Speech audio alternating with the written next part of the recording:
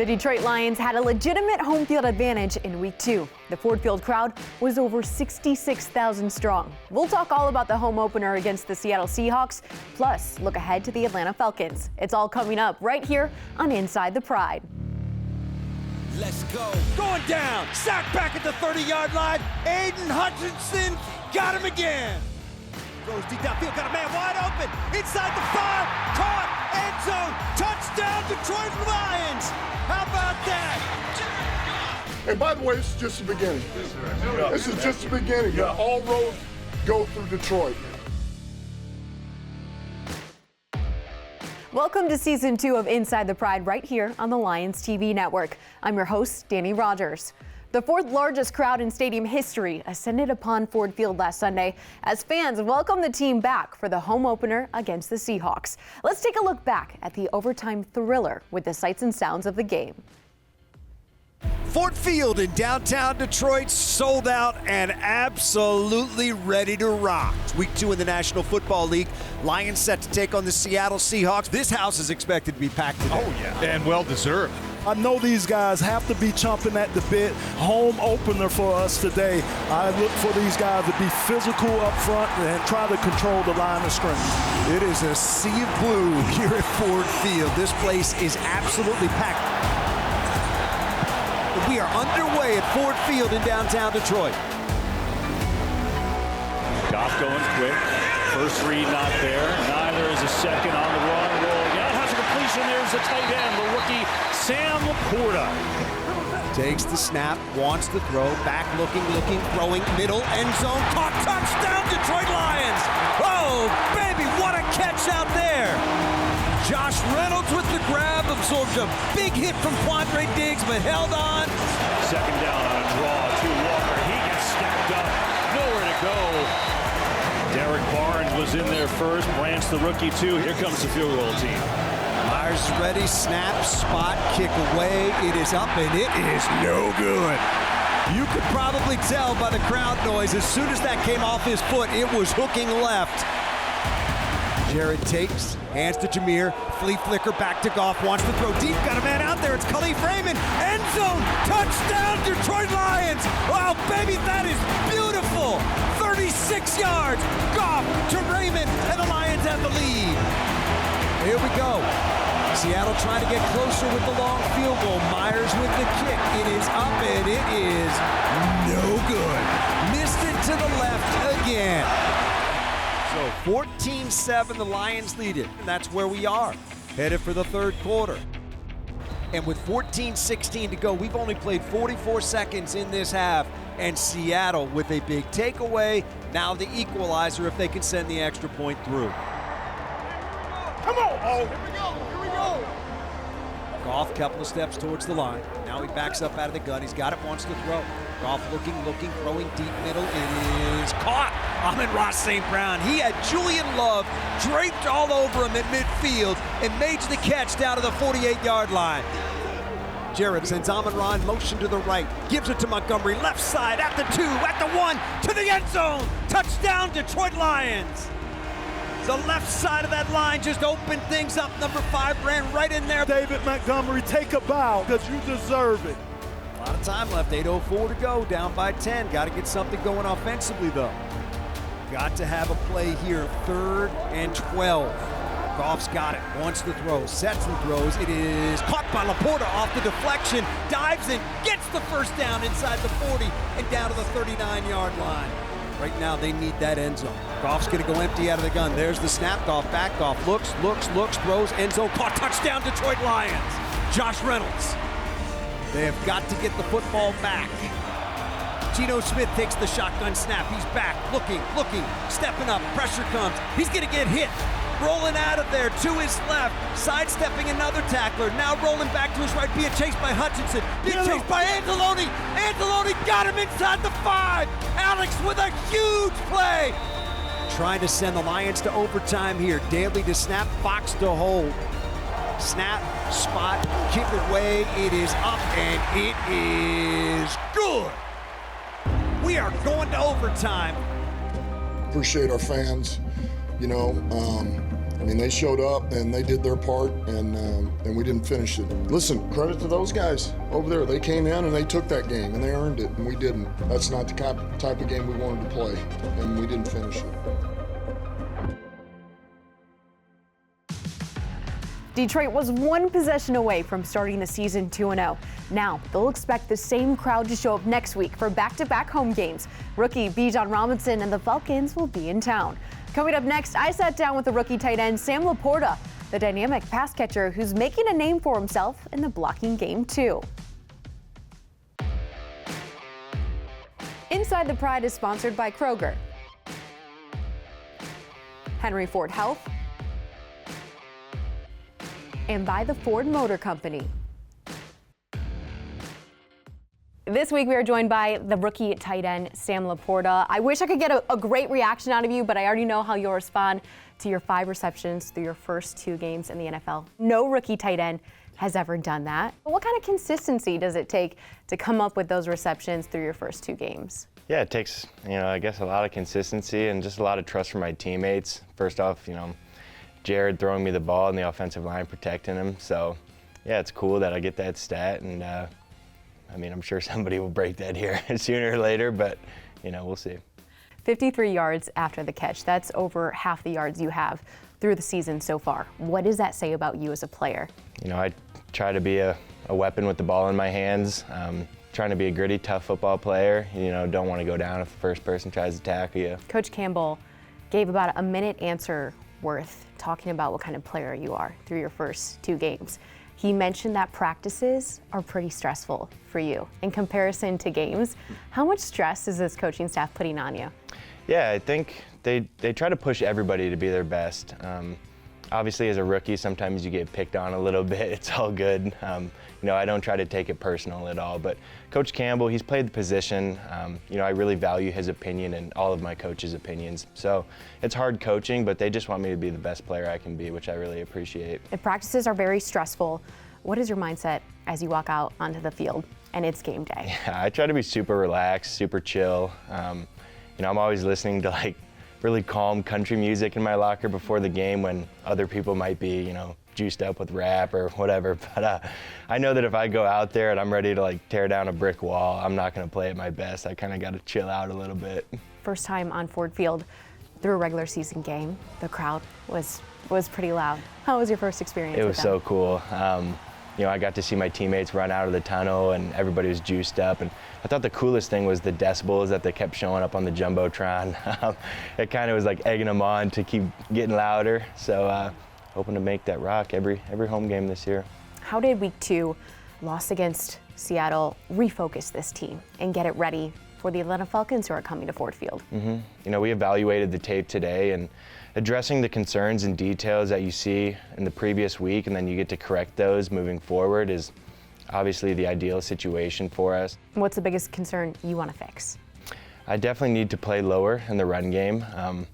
At times, you see me standing straight up and down and having a fist fight with somebody that maybe has 10 or 15 pounds on me. So I'm not giving myself the best odds to win that battle. So playing lower in the run game is certainly something I'm going to try to address this week in practice. Well, Coach Campbell says you do not cower from anyone, and I feel like that describes your 6 catches of the 10 receptions you had so far have been for first downs. What's the mindset when you're going up to catch a ball, and does that stat surprise you? Yeah, I guess so. I didn't know that stat. It's kind of cool, but yeah, converting those big downs is, essential to staying on the field, sustaining long drives. So just being a tough football player and not backing down from any challenge, knowing that you're going to lose some every once in a while, and that's okay, but get back up and give it your best shot the next time. We always see you with a smile on your face. How do you balance the stress that this coaching staff we now know is putting on you with just being true to yourself? I've been playing this game since I was 9, 10 years old, something like that. So if you stress too much about it and you kind of just take away from the fact that it's a game and we're trying to have fun. Obviously we're trying to win and a lot of other things are involved, but it's a game that we all love and enjoy. So don't make it more than that. Welcome to Inside the Pride. I'm now joined by the head coach, Dan Campbell. The injury bug has made its way to Detroit here early in the season, especially a tough loss for your defense with C.J. Gardner-Johnson going down. Why is your team built, though, to handle that adversity? Well, look, it's something that we talk about from day one. You know, everybody, you always say those things, but, you know, we try to really ingrain it into our guys. It's why we built the roster the way we have. It's why we built the vet squad or practice squad the way we have. So, look, it hurts to lose CJ. Tracy's ready to roll, though, man. Thank God we got him. Tracy will have a big test, along with the rest of your defense, against the Atlanta Falcons this week. You've got rookie running back Bijan Robinson coming in. Where does he make the most impact right away if he's not contained, Coach? That's a good question. I don't know if I have the answer for that. There's a number of reasons why he's dangerous. He's built like a big power back. Like, he is built well. He's got a big frame about him, but he is shifty like a 175, 80-pound back. And that's a rare quality to have. And you can see what it does. Like, you're bracing for impact, and all of a sudden, man, he puts his foot in the ground. You're bracing for impact. All of a sudden, that's what makes it tough. This guy's dangerous, and they'll keep feeding him the ball, and we must populate to the football. Another young offensive weapon for the Atlanta Falcons is wide receiver Drake London. 1 week he might not have any stats. The next he might be Desmond Ritter's top target. How do you prepare for a weapon that kind of sneaks up on you sometimes? The good news is we kind of know what he is, and he is size, and he is length and range. He's jump ball. That's the good news. The bad news is he is size, he is length, he is jump ball, right? And so we kind of know what we're getting, but that's also what makes him difficult. And so we know where he's going to be at. We know what his route tree is, and then you got Pitts. So, you know, this is a tough offense that we're going to be dealing with. But I say it again, to me, they don't do anything that really confuses you. It's all about, this is going to be about the physical side of the game and population of the football and then rattling this guy and stopping the run. Defensively, we're used to seeing Jesse Bates in a Cincinnati Bengal uniform. First year in Atlanta, he's already producing 2 interceptions in week 1. We'll see one of them here. What is your offense bracing with him trying to get takeaways? Yeah, this was really a good pickup for these guys. You know, he's really, a lot of times the first thing I think of with Bates is he's a physical tackler. I mean, he's dangerous in the box, pretty good blitzer. But sometimes he gets forgotten. He also does this very well. He sits back here and he can play the coverage. He can read the quarterback's eyes, and you can see Bryce is trying to look it off and then see if he can fit one in there, and no, it's not happening. So he's a good player. He's a good pickup for them. He really makes them a better defense. Atlanta will be on the road for the first time this season. They were down by 12 points in the fourth quarter last week, so they've got heart. How do you make sure your Lions out-heart these Atlanta Falcons? Yeah, look, I do think this is our type of game. You know, I think we match up very well with them, and I'm sure they're saying the same thing about us. It'll be that type of game. I love the fact that this is the first road game for them, all right? This will be their first exposure of it. But I think ultimately, man, after what we just came from, this is about, let's get refocused, man. Let's all get back in the foxhole. Let's take care of what's important, and let's just move forward. Thanks so much, Coach. Welcome back to Inside the Pride. Last week, the Lions unveiled a Barry Sanders statue that will live forever at Ford Field and pay tribute to the greatest running back of all time. The Lions legend was named to 10 Pro Bowls and was the league leader in rushing for 4 seasons. Here's a look back at the incredible weekend of celebrating number 20.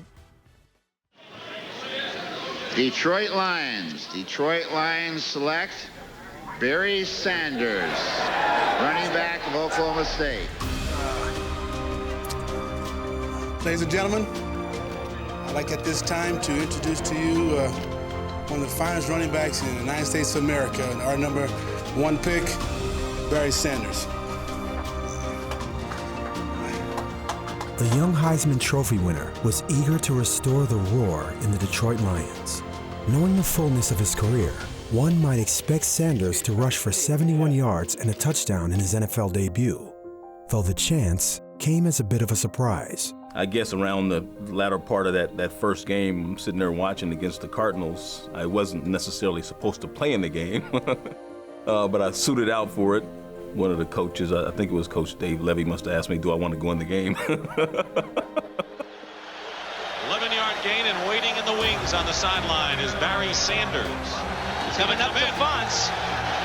You'll hear the cheer. Well, the crowd's getting restless and they want to see Barry. Part of me is I want to see the show. I want him to play. Bob Galliano might have said that when he went into the game, he said, man, I don't even know the plays. And so I'll just give you the ball and you run. Here's Sanders with his first carry. Listen to him. First run, guys, the legend was on its way, started rolling, scored a touchdown on a little toss around end. Nobody could touch him. Sanders. Touchdown! It has been years since the Detroit crowd has been this excited about the Lions, and Barry Sanders has given them a shot in the arm. The fact that I was officially here playing, it was a thrill. And playing running back in the NFL, it was so thrilling and exciting, and just fun. Only one average Sanders season away from breaking the NFL's all-time rushing record. The 31-year-old today announced he is retiring from pro football after 10 seasons. It's hard to leave. Even when I knew it was time, it was hard to leave because I played it all my life, and being able to play it at the level that I did, I just understood that there was no more to do. I understood that about myself at that time, and so that's what I did. When you get drafted, you don't know where you're going to end up, and I can't think of a better place for me than Detroit, and I appreciate you. Obviously, everybody knows what Barry meant to not only our team but to the league, and what a weapon he was. He's the GOAT, the greatest of all time. Barry, your legacy will be forever cemented in Detroit and celebrated for generations to come. Congratulations, Barry. There is nobody more deserving than you, my friend. Thank you so much to the Detroit Lions and the entire Ford family. I'm truly honored and humbled by this. And I gotta say, I'm truly blessed to play here in front of these amazing fans and in this great city where I was drafted since 1989. I'm so humbled and honored by this. Thanks a lot. Draw to Barry across midfield, 45. He's in the open, 40, 30. He's off to the races, 20, 15, 10, 5, gone. Touchdown, Barry Sanders. Today we come together to honor one of the most transcendent players in NFL history. Barry simply put, today is your day, my friend. Barry Sanders is beloved by this community for the memories that he gave us, the amazing runs on the field, but the class that he always showed off the field and every Sunday. I don't think anything could be more appropriate than recognizing you as the greatest Lion of all time. Congratulations, Barry.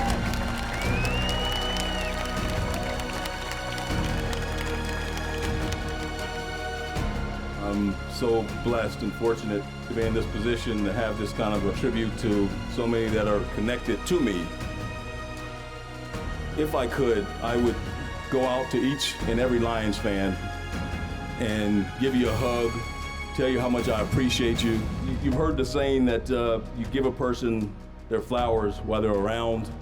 I don't plan on going anywhere anytime soon. I'm just saying this is one heck of a bouquet for me. So thanks a lot. I appreciate it. Love you all. Out and away to Barry off the right. Barry to the 45 and bumps to the 40, breaks it 35, 30. He's gone. Unbelievable. Touchdown, Lions, Barry Sanders. Oh my gosh, what a run. That might have been the greatest run. That was unbelievable. Before we wrap up today's show, I want to do my best to recap this past weekend at Ford Field. To do that, though, we have to start outside at the very many tailgates because everyone needs to meet #Teddy the Lion. Check out this really good boy front and center of this tailgate. He should be allowed in the stadium from now on. I'm going to get that petition started. This family story was really awesome to see out on Instagram. Some of the caption reads, "Today, my superhero of a husband fulfilled a promise he made my dad over a year ago. Take his grandsons to a Lions game." And what a game these boys were able to be a part of. And I believe it was the loudest crowd ever inside the stadium. Hopefully there's just as loud of a crowd for Detroit in week 3. They'll be back inside Ford Field taking on the Atlanta Falcons. If you can't make it out to the game, make sure you tune into Fox. It's a 1 p.m. kickoff. Thanks so much for watching Inside the Pride. We'll see you right back here next week.